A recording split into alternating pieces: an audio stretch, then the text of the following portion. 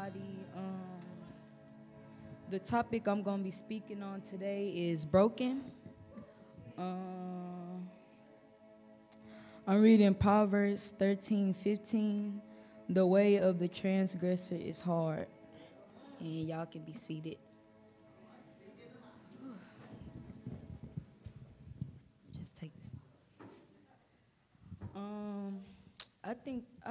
I forgot what Wednesday this was, but it was one Wednesday I was riding home with my auntie, and it was a certain praise dance that I did, Broken. I think y'all know that one.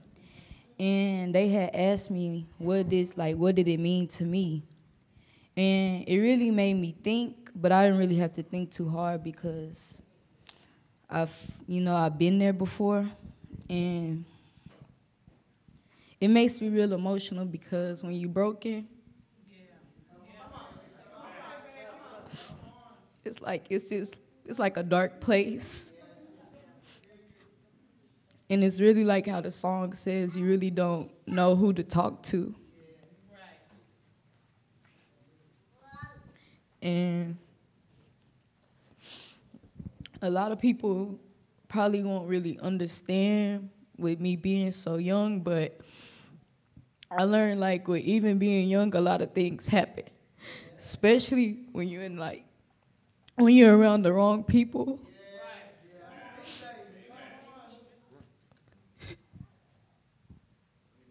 And when you let the devil get to you in your mind, and sometimes you won't even realize because he makes it sound so good, and you start to think that you're that person.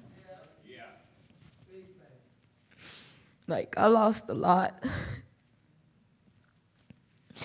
And it was a lot of good relationships that I broke from being rebellious and trying to be on my own because I felt like I had nobody, when in reality I did. I just didn't go to them. I stopped coming to church. And I feel like that's when the attacking really started to begin. Because when you're not cut, like my auntie used to say this all the time, and I didn't fully understand it till I had to go through it, like with being covered. Because once you're out of the church, it's like you in the streets, or you're in the world, so you don't really have the covering that you need. And when you don't have covering, you end up broken.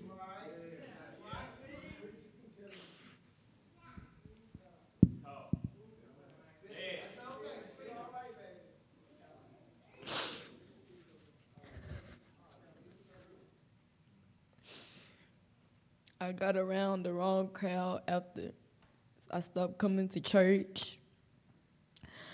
And I was working. Sound good, right? But I was working for the wrong reasons. People that I really thought cared for me, they didn't care. They cared about what I could give them. Amen. We were having all these parties, alcohol, drugs. And me being the youngest, I'm just with everybody else.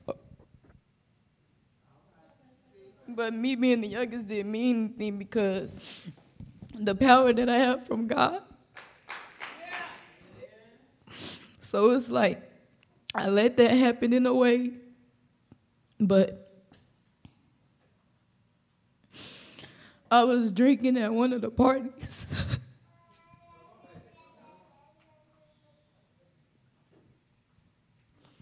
And I was almost raped. The boy wanted me to do things with him that I didn't want to do, and he was hitting on me, and I never told anyone that.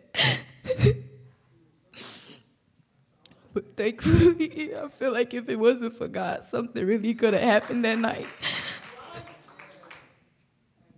And then as time went by, I started to notice signs. That's one thing I learned. Like, it's always a sign placed in front of you. It's up to you to take it or to ignore it.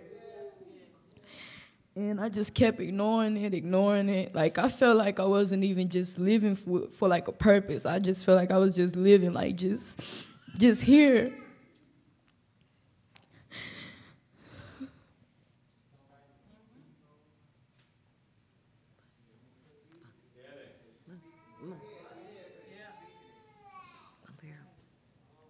And I remember having a talk with my aunt and my uncle, never letting me know they still loved me and stuff.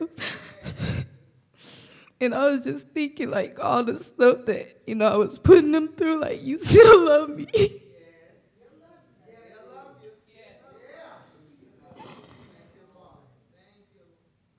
And it's like, with God, it's so much that we could do, and he still loves us. And I had to realize that, like, I had to be told that, and you just have to really start believing it.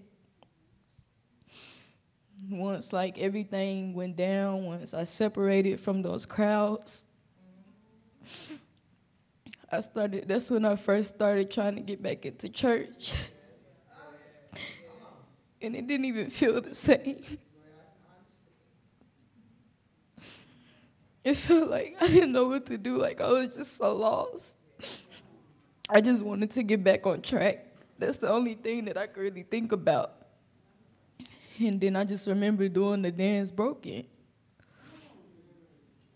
And then I just started listening to the words, and I just noticed how much it was relating to me and how much I could see myself in everything he was saying. And it was true, like, you just have to sit there and start thinking, what happened to make me get to this point? And you have to really just sit back and analyze yourself, because it's one thing to just try to put it on everybody. Like, you're the reason that I'm broke. But you just got to really think about it. Is it their fault? You just got to really just check yourself. And that's what I had to do. Like, maybe I was wrong about some stuff. And I was.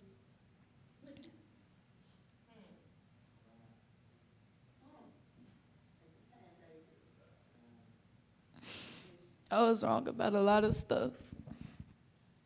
But, like, as more I started coming to church, I started to get that feeling that I used to get when I would come and be dancing and everyone just happy. And I asked for understanding so that when people were speaking, I could be able to understand what they were talking about so I could get back closer to God.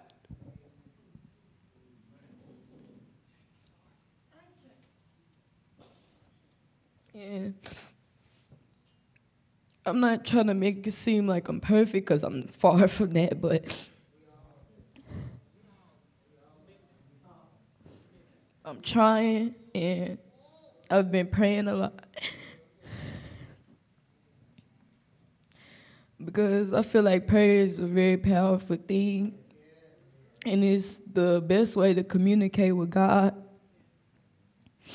And that's why I have this verse: therefore confess your sins to one another and pray for one another that you may be healed. The prayer of a righteous person has a great power as it is working. And I had to remember that about myself. Like, all my life, like, while I've been in church, I've always been told that I have wisdom and knowledge. And I just had to sit back and think to myself, why am I making so many dumb decisions?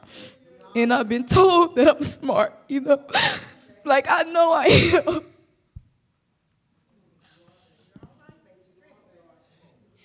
And I know I've been supposed to be speaking, because people been telling me that all the time, that I've supposed to be speaking.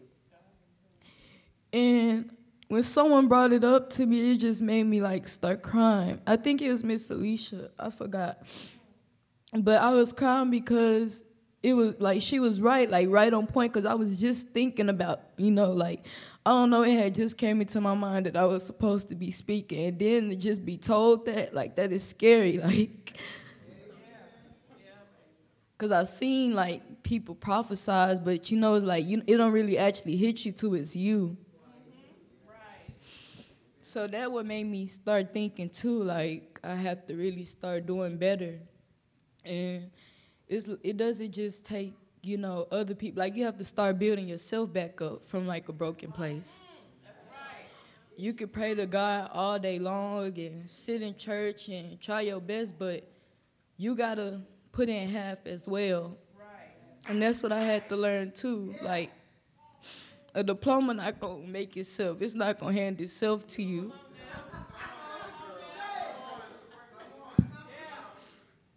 You got to put in work for it. And it's like with God, like, your problems, you could pray and ask God to fix you, but you gotta be the one holding the pieces.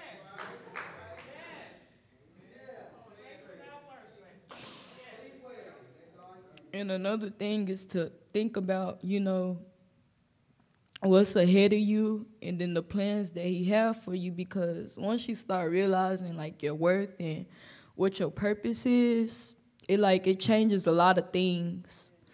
And, like, how you think about stuff, like, it'll make you think before you do. Like, for instance, like, if I was to go to another party, you know, I would think about it like, okay, what would happen at this party? If I go to this party, where is that going to take me? Like Mr. Derek was telling us this morning, and it makes a lot of sense. Like, you really have to, your future. And not just that, it's like the plans that God have for you and where he's going to take you. You have to think about that a lot. And I'm coming from Jeremiah 29:11. For I know the plans I have for you, declares the Lord. Plans for welfare and not for evil, to give you a future and a hope. That's all I have.